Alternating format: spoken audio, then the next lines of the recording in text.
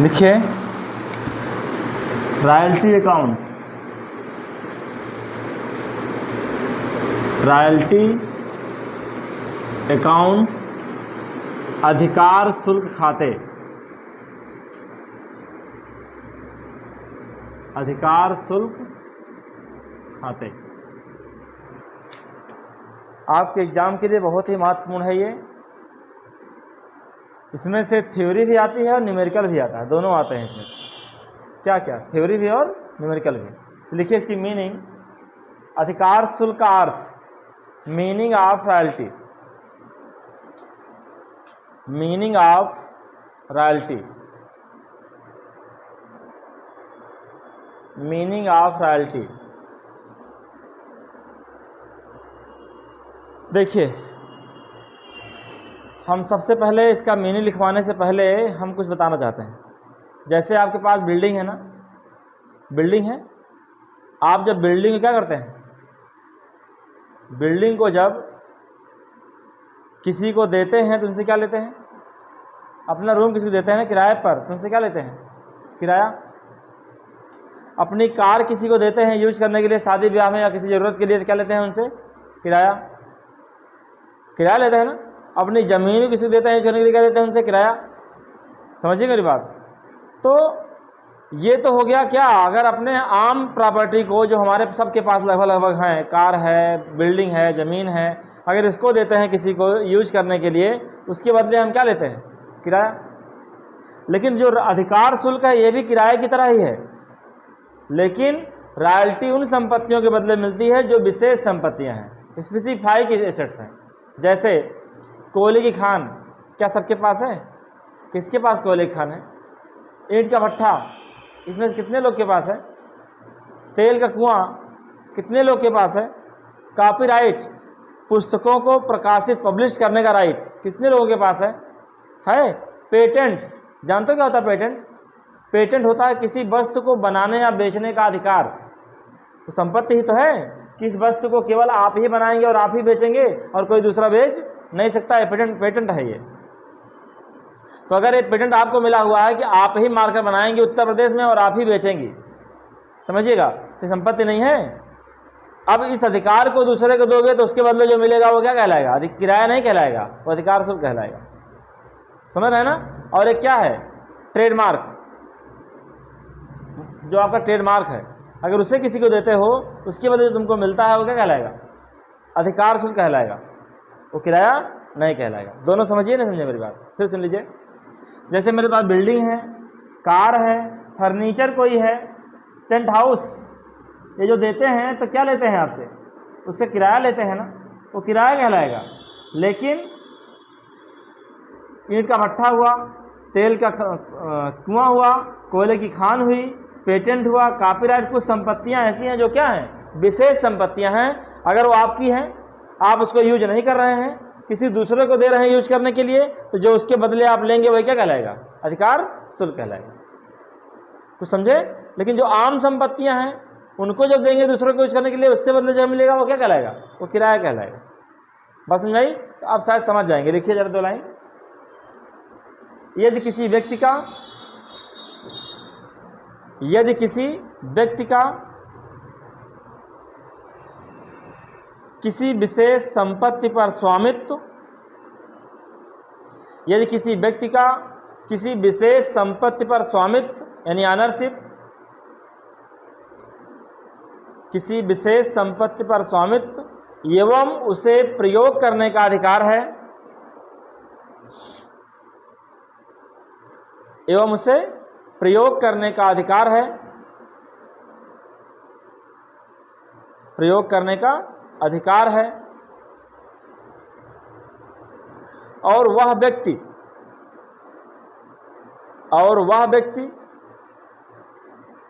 उस संपत्ति को, और वह व्यक्ति उस संपत्ति को स्वयं प्रयोग ना करके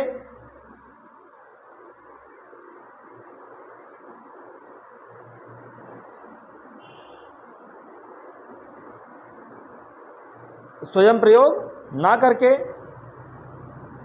एक निश्चित समय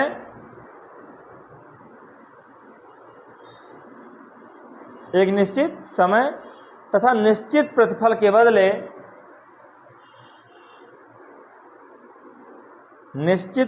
बदले दूसरे व्यक्ति को हस्तांतरित कर देता है।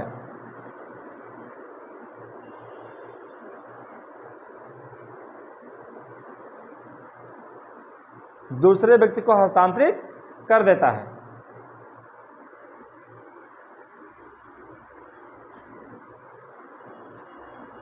हस्तांतरित कर देता है और अपने इस अधिकार के हस्तांतरण के बदले उसे जो प्राप्त होता है प्रतिफल, और अपने इस अधिकार के हस्तांतरण के बदले जो प्रतिफल उसे प्राप्त होता है, अपने इस अधिकार के हस्तांतरण के बदले जो उसे प्रतिफल प्राप्त होता है, अपने इस अधिकार के हस्तांतरण के बदले जो उसे प्रतिफल प्राप्त होता है, उसे अधिकार शुल्क कहते हैं।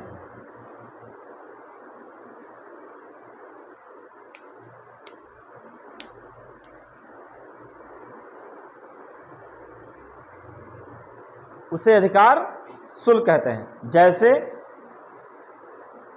जैसे यदि किसी व्यक्ति के पास कोयले की खान है, जैसे यदि किसी व्यक्ति के पास कोयले की खान है और उसे कोयला निकालने का अधिकार है, कोयले की खान है और उसे कोयला निकालने का अधिकार है, कोयला निकालने का अधिकार है,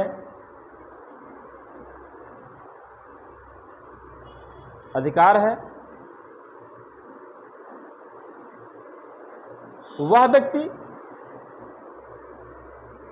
व्यक्ति स्वयं कोयला निकालने की बजाय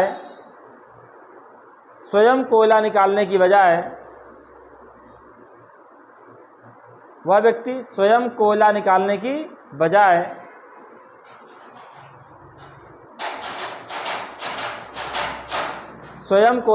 की बजाय किसी दूसरे व्यक्ति को कोयला निकालने का अधिकार देता है, किसी दूसरे व्यक्ति को कोयला निकालने का अधिकार देता है,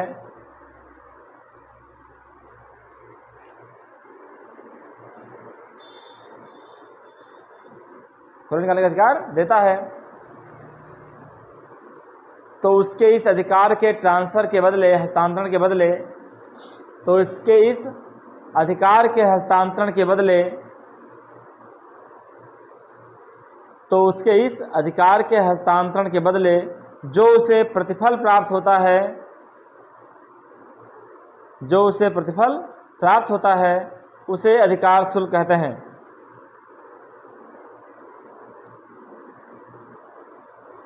जो उसे प्रतिफल प्राप्त होता है उसे अधिकार शुल्क कहते हैं। चलो बेटी रिचा देखो,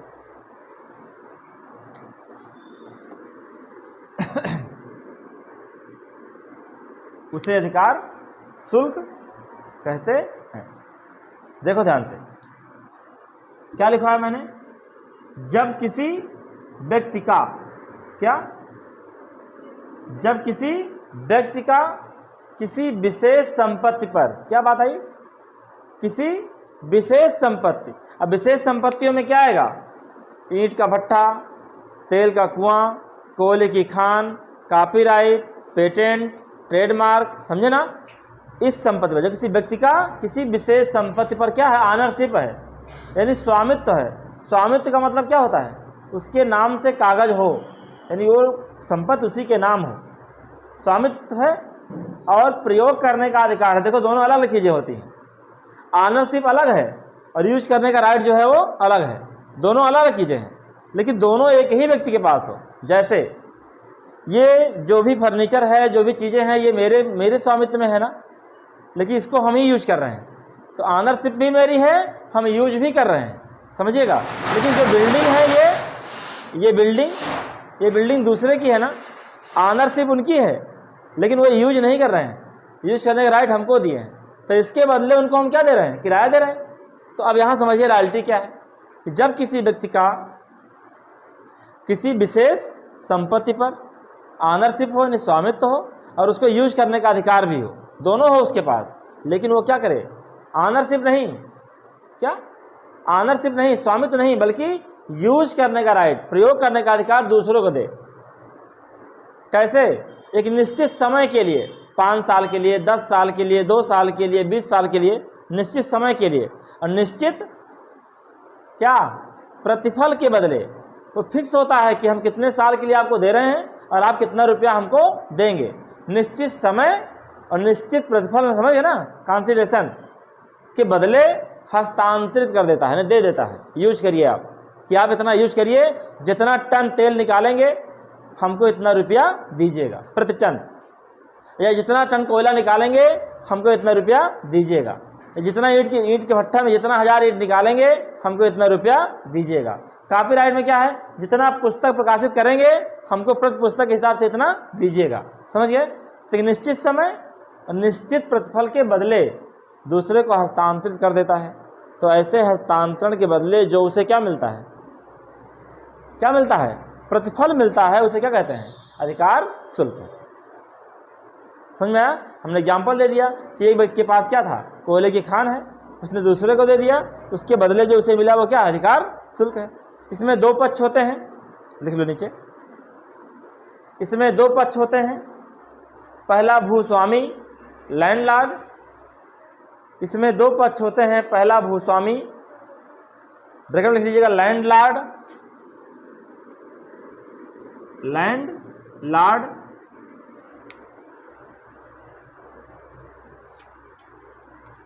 दूसरा लिखिएगा पट्टेदार, पट्टीदार मत लिखिएगा, पट्टेदार, लीजी, आप सब पढ़ चुके हैं, लीजी, पट्टेदार। अब बताइए भूस्वामी कौन होते हैं, लैंडलॉर्ड।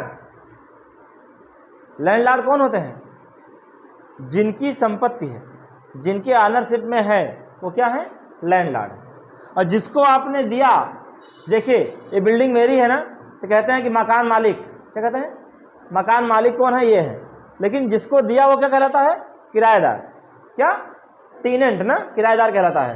तो इसके लिए क्या है, रॉयल्टी में जिसकी संपत्ति होती है उसे क्या बोलते हैं, लैंडलॉर्ड। और जो उसको यूज करता है, जिसको देते हैं यूज करने के लिए, उसे क्या बोलते हैं, पट्टेदार, यानी लीजी, वो पट्टा पर लिया है। समझ मेरी बात? 2 पक्ष समझ गया ना। चलिए लिखिए, अधिकार शुल्क के प्रकार, टाइप्स ऑफ या काइंड्स ऑफ रॉयल्टी। अधिकार शुल्क के प्रकार, kinds of royalty.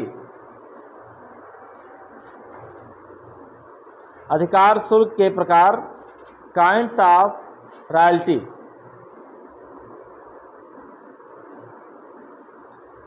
Kinds of royalty, इसमें लिखिए,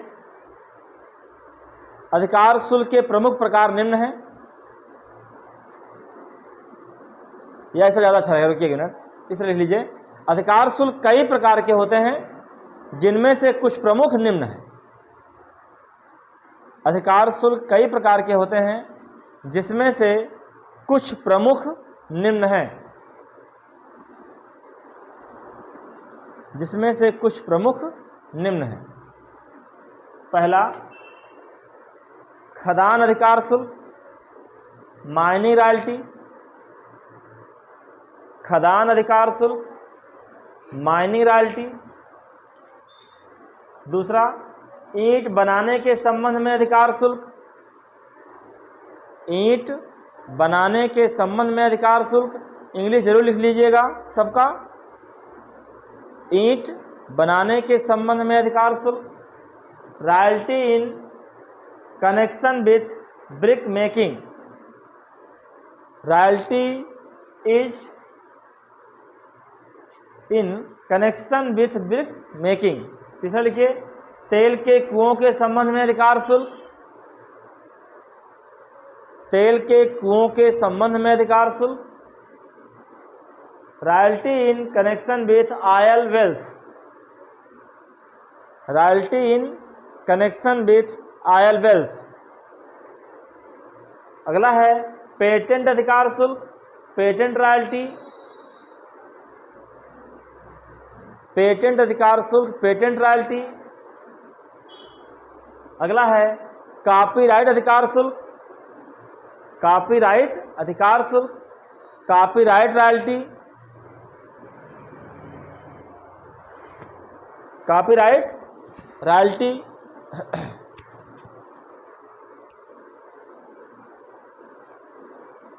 और लास्ट लिखिए मशीन, मशीन, गुप्त उपकरण तथा तकनीकी ज्ञान आदि के संबंध में अधिकार शुल्क। मशीन, गुप्त उपकरण तथा तकनीकी ज्ञान आदि के संबंध में अधिकार शुल्क, आदि के संबंध में अधिकार शुल्क।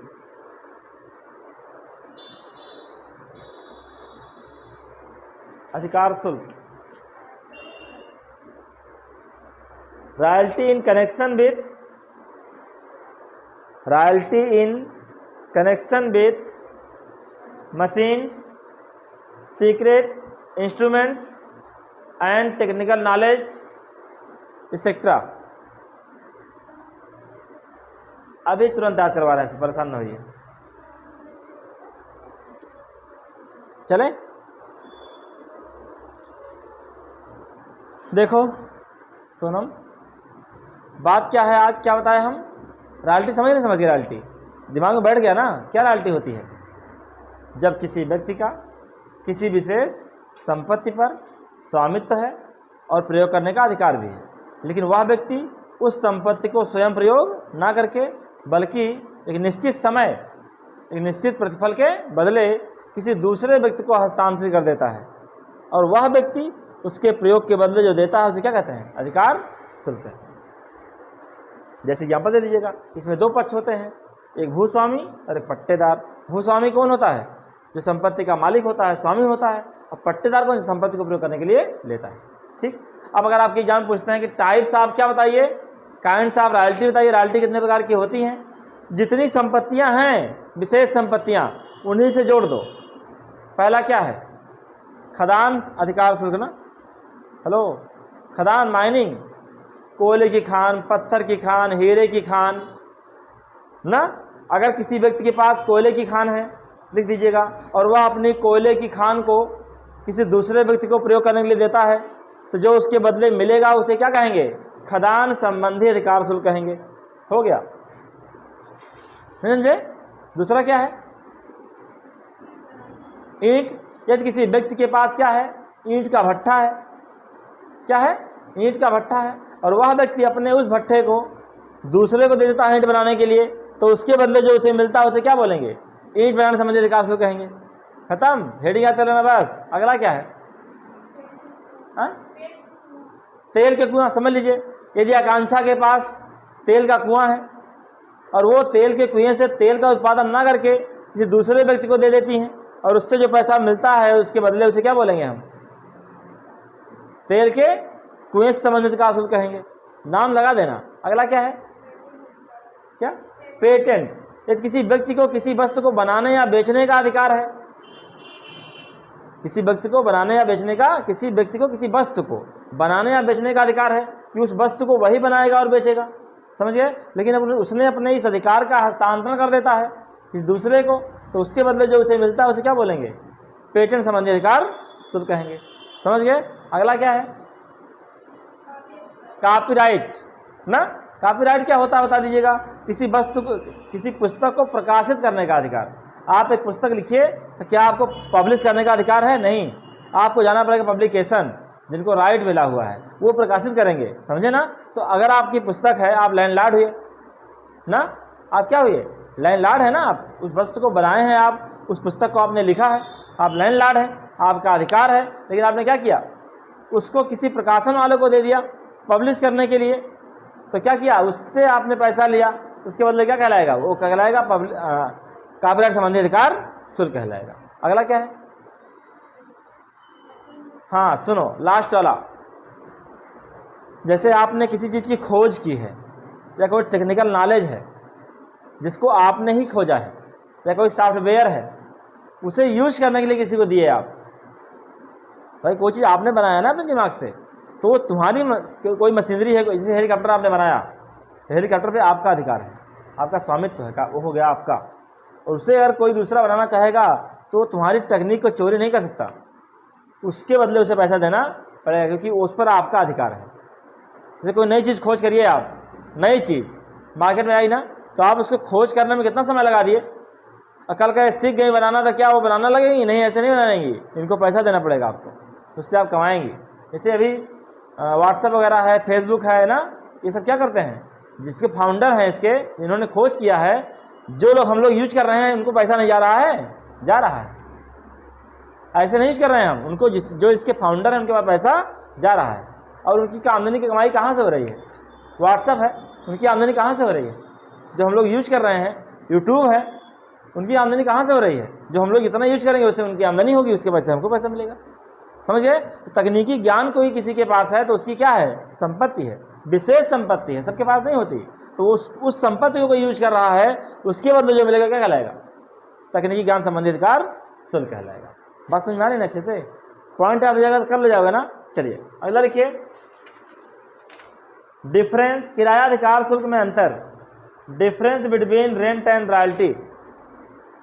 डिफरेंस, किराया और अधिकार शुल्क में अंतर।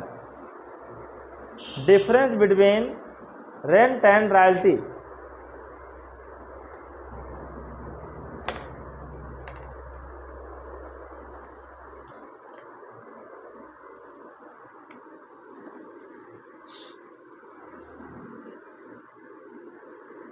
किराया और अधिकार शुल्क में अंतर, इन दोनों में अंतर क्या है? लिखिए,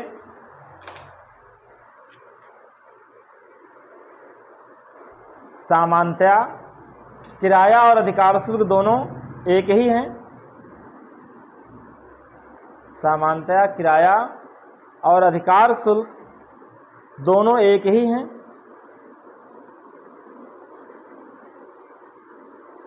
दोनों एक ही हैं,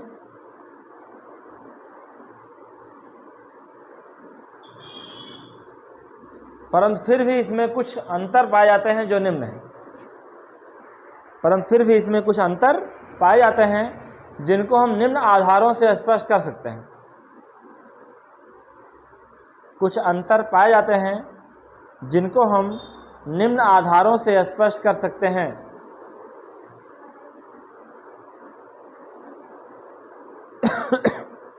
निम्न आधारों से स्पष्ट कर सकते हैं। पहला,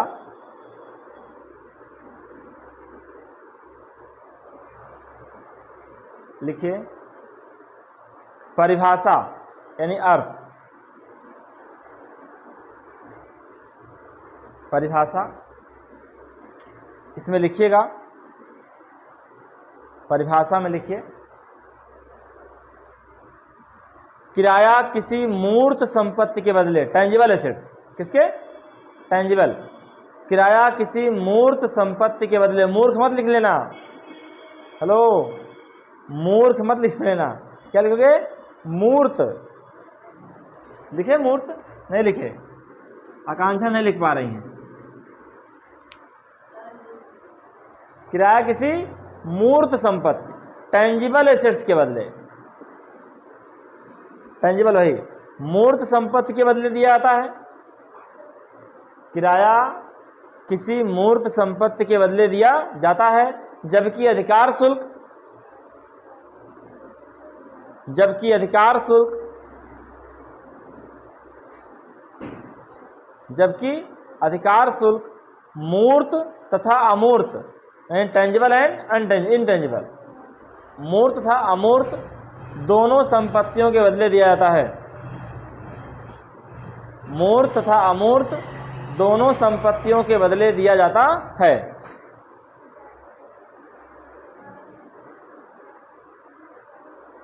मूर्त तथा अमूर्त दोनों संपत्तियों के बदले दिया जाता है।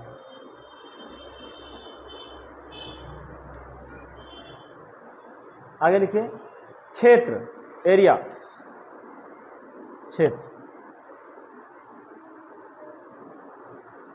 लिखिए। किराया का क्षेत्र सीमित होता है, किराए का क्षेत्र सीमित होता है, जबकि अधिकार शुल्क का क्षेत्र किराए की अपेक्षा विस्तृत होता है। किराए का क्षेत्र सीमित होता है, जबकि अधिकार शुल्क का क्षेत्र किराए की अपेक्षा विस्तृत होता है।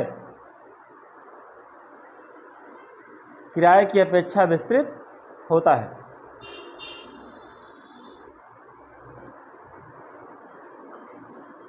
विस्तृत होता है। तीसरा लिखिए भुगतान का आधार, भुगतान का आधार। इसमें लिखिए किराए का भुगतान समय के आधार पर किया जाता है। किराए का भुगतान समय के आधार पर किया जाता है, टाइम बेसिस पर। जैसे जैसे साप्ताहिक, मासिक वही monthly, weekly, monthly, half yearly, yearly. जैसे साप्ताहिक, मासिक, अर्धवार्षिक, वार्षिक आदि। जबकि अधिकार शुल्क का भुगतान, जबकि अधिकार शुल्क का भुगतान संपत्ति के प्रयोग की सीमा के आधार पर दिया जाता है। जबकि अधिकार शुल्क का भुगतान संपत्ति के प्रयोग की सीमा के आधार पर दिया जाता है। संपत्ति के प्रयोग की सीमा के आधार पर दिया जाता है। जैसे प्रति टन, जैसे प्रति टन, प्रति वस्तु आदि। प्रति टन, प्रति वस्तु आदि। चलिए 1 मिनट में ये भी याद कर लो आप सब, दोनों में क्या डिफरेंट है। पूछेंगे तो साथ में पूछेंगे इसको। जैसे प्रति टन, प्रति वस्तु आदि। आकांक्षा, खुशी, दोनों में डिफरेंट देखिए। पहला डिफरेंट क्या होता है? परिभाषा ना, मीनिंग वही। तो क्या लिखे आप? किराया किसके बदले दिया जाता है? केवल मूर्त संपत्ति के बदले, जो दिखाई देती है, केवल मूर्त के बदले। जैसे मकान है ना, तो मकान यूज करने के लिए देंगे आपको, तो क्या देंगे आप? किराया। कौन संपत्ति है? मूर्त, टेंजिबल, जो दिखाई दे रही है। कार आपको यूज करने के लिए दी गई, उसके बदले आपने किराया दिया, तो कार क्या है? टेंजिबल एसेट्स है। कोई फर्नीचर, कोई इक्विपमेंट, कोई औजार आपको दिया गया यूज करने के लिए, उसके बदले जो दिया क्या है? वो किराया है। हम कहते हैं अपना बुक, कितने लोग अपने बुक को भी यूज करने के लिए देते हैं, तो उसके बदले किराया लेते हैं। बुक आपको ले जानी है, आप पढ़िए, कॉलेज में तुम्हारी व्यवस्था है, ले जाओ, 20 रुपये जमा करो, 7 बार पढ़ो, फिर वापस कर देना, तो 20 रुपये क्या कहलाएगा? किराया ही कहलाएगा। कुछ नहीं मेरी बात। तो किराया क्या है? किराया किसी मूर्त संपत्ति के बदले दिया जाता है, जबकि रॉयल्टी, अधिकार शुल्क, मूर्त अमूर्त दोनों के बदले दिया जाता है। कैसे? कोयले खान क्या है? मूर्त है, दिखाई देती है। ईंट का भट्ठा क्या है? दिखाई देती है। लेकिन पेटेंट, किसी वस्तु को बनाने या बेचने का अधिकार है। कहीं ठप्पा लगा हुआ है क्या कि खुशी को मारकर बनाने बेचने का अधिकार है? जो इनको जानते हैं तो उनको पता है कि इनको अधिकार है बनाने बेचने का, लेकिन जो इनको नहीं जानते हैं उनको, चलिए जान मुंबई, तुम जानती हो ना कि इनको अधिकार है, मान लीजिए कि इनको मारकर बनाने बेचने का अधिकार है, आप जानती हैं, तो ये तुमको पता है कि इनके पास एक संपत्ति है कि इससे पैसा कमाती हैं, लेकिन जो इनको नहीं जानता है वो जानेगा कि इनके पास कौन सा अधिकार है? कहीं लिखा है? तो क्या है वो? उससे पैसा कमा रहे, इनकी एसेट्स है, लेकिन कौन सी एसेट्स है? इनटेंजिबल है, वो दिखाई नहीं दे रही है। तो जो अपना अधिकार किसी दूसरे को देंगे तो क्या मिलेगा इन्हें? किराया के अधिकार शुल्क। अगर आप अपना अधिकार दूसरे को देती हैं यूज करने के लिए, मार्कर बनाने बेचने के लिए देती हैं अधिकार, उसके बदले तुम्हें जो मिलेगा वो क्या कहलाएगा? अधिकार शुल्क कहलाएगा। तो किराया किसके बदले मिलता है? केवल मूर्त संपत्ति के बदले। चलो अमूर्त के बदले किराया ले लो, इनटेंजिबल के बदले किराया नहीं मिलता है, केवल मूर्त के बदले में जो दिखाई देती है उसी बदले मिलता है। अधिकार शुल्क मूर्त और अमूर्त दोनों के बदले मिलता है। क्षेत्र किसका बड़ा होगा बताइए, किराया का रॉयल्टी का? किराया केवल किसके बदले मिलता है? दिमाग काम कर रहा है? टेंजिबल के बदले। तो उसका एरिया क्या होता है? सीमित होता है, छोटा होता है। लेकिन अधिकार शुल्क का बड़ा होता है। क्यों? क्योंकि वो मूर्त और अमूर्त दोनों के बदले मिलता है। समझे? और तीसरा क्या है? भुगतान का आधार। किराए का पेमेंट कैसे होता है? समय के आधार पर, डेली बेसिस पे दो, साप्ताहिक दो यानी वीकली, तिमाही दो, मंथली दो, अर्धवार्षिक दो, वार्षिक दो, मतलब ये समय के आधार पर होता है। 1 घंटे का इतना किराया लगेगा, ध्यान दीजिएगा। तो किराया टाइम बेसिस पे होता है। लेकिन अधिकार शुल्क ये वस्तु के यूज करने की सीमा पर तय करता है। जैसे प्रति टन, जितना टन तेल निकालोगे उतना किराया रॉयल्टी देनी पड़ेगी। प्रति वर्ष जितनी वस्तुओं का आप प्रकाशित करोगे कॉपी, मतलब क्वांटिटी पर डिपेंड करता है। किस पर? मात्रा पर। जितना आप यूज करेंगे उसके बदले उतना आपको रॉयल्टी देना पड़ेगा। डालो हेडिंग।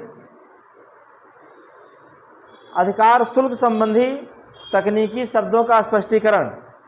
अधिकार शुल्क संबंधी तकनीकी शब्दों का स्पष्टीकरण। अधिकार शुल्क संबंधी तकनीकी शब्दों का स्पष्टीकरण। Explanation of technical terms in respect of royalty.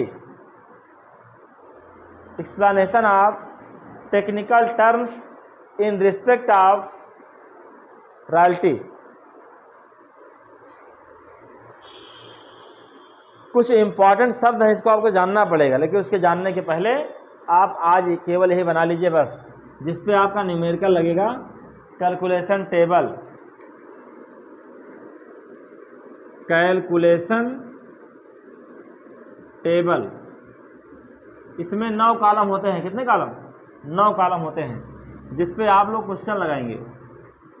वो 9 कॉलम कौन से हैं देख लीजिए।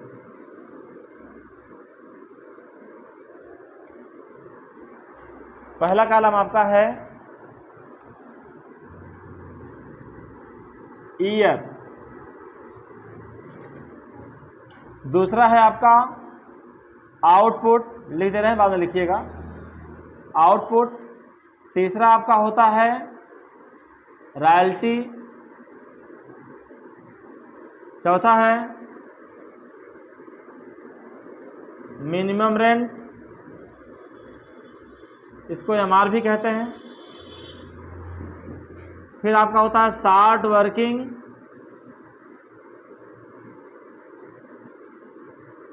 फिर आपका है सरप्लस, फिर आपका अगला कॉलम है short working रिक्यूब,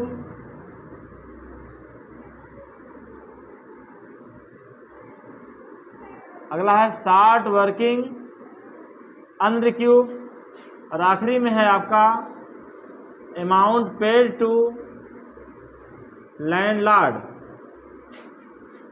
amount paid to landlord. ये आपके पास 1 2 3 4 5 6 7 8 9 कॉलम हैं। समझे मेरी बात? इन 9 कॉलम को आज बना लीजिए, कल बाकायदे इस पर चर्चा करके आपका एग्जाम्पल 1 शुरू कर देंगे। समझ गए?